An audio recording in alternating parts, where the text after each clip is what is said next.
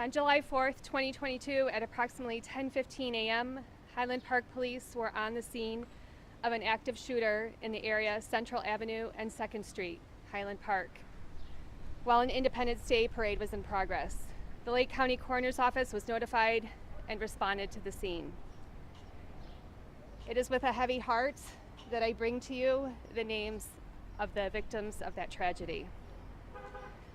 64-year-old Catherine Goldstein of Highland Park, 35-year-old Irina McCarthy of Highland Park, 37-year-old Kevin McCarthy of Highland Park, 63-year-old Jacqueline Sundheim of Highland Park, 88-year-old Stephen Strauss of Highland Park, 78-year-old Nicholas Toledo Zaragoza of Morelos, Mexico. We have also been notified that there is a 7th victim that died at a hospital located outside of Lake County.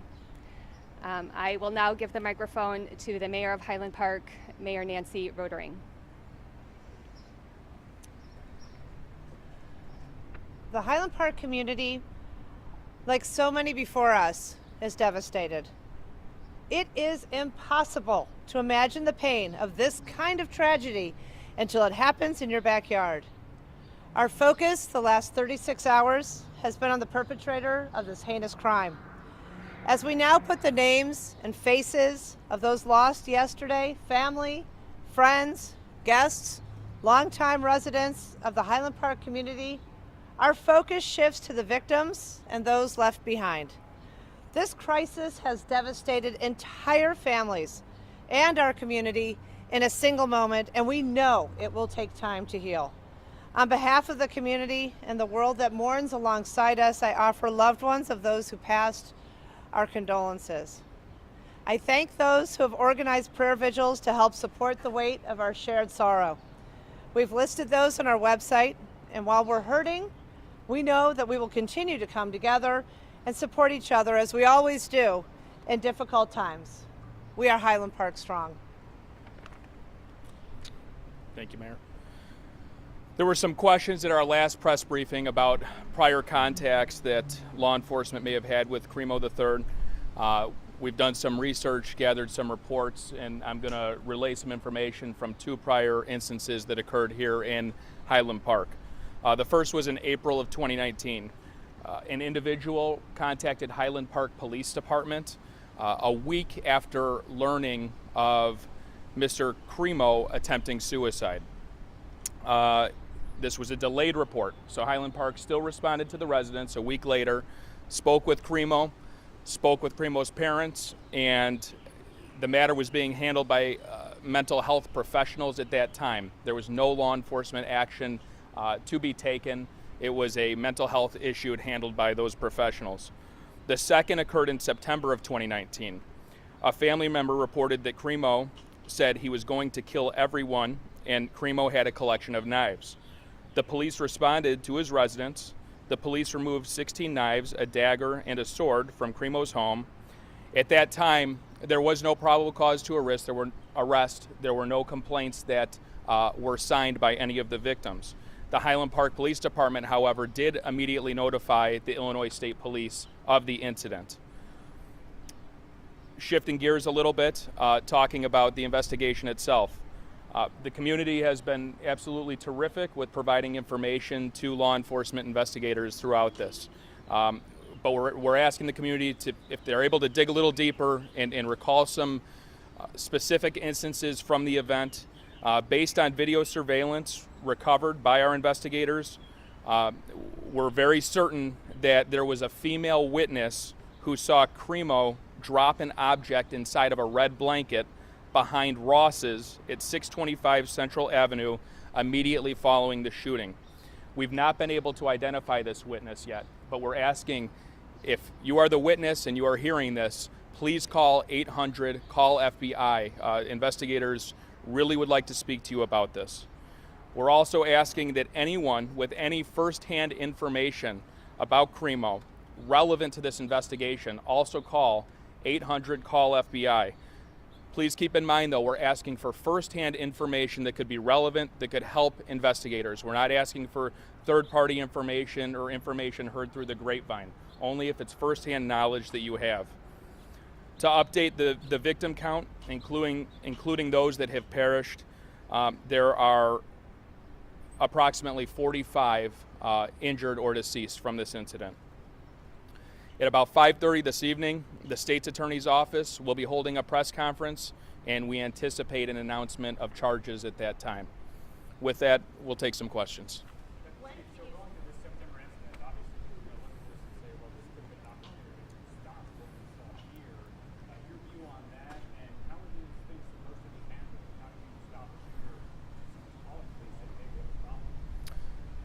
So the question is the response to the September incident.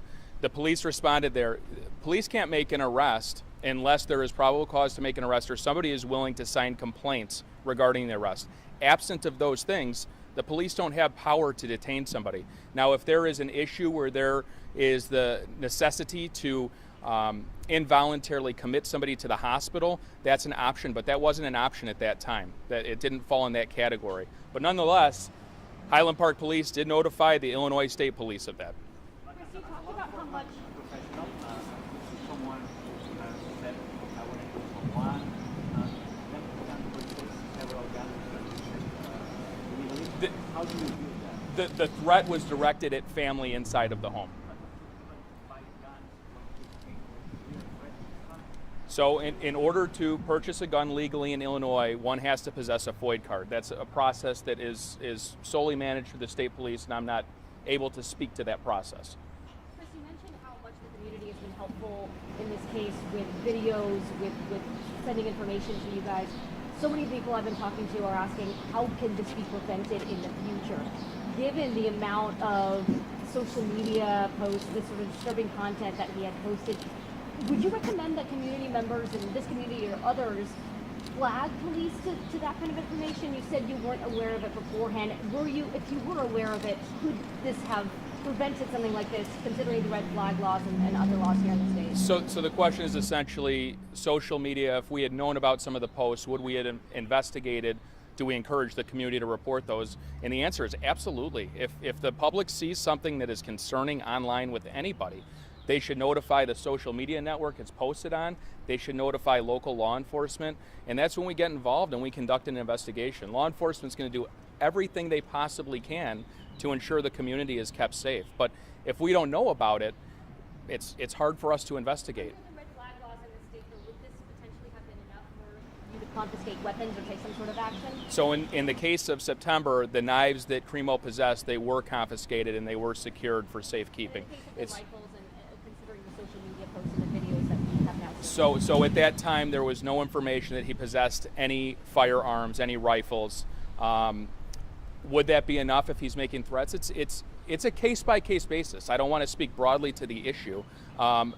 It depends on the circumstances. There are circumstances where law enforcement does have that authority to obtain a seizure order, but it is situational dependent every single time.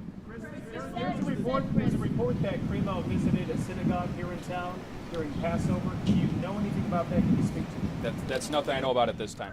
You mentioned that the weapons, the rifles were legally purchased in this general Chicago area, but can you specifically say when they were purchased?